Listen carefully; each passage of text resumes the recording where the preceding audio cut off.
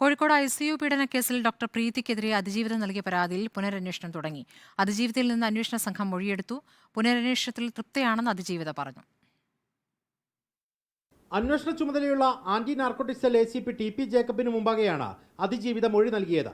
പുനരന്വേഷണത്തിൽ തൃപ്തിയെന്നും doctor പ്രീതിക്കെതിരായ ആരോപണത്തിൽ ഉറച്ചു നിൽക്കുന്നുവെന്നും അതിജീവിത.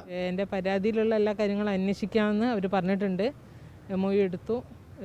ഇതുവരെയുള്ള എല്ലാ കാര്യങ്ങളും പറഞ്ഞു കൊടുത്തിട്ടുണ്ട്.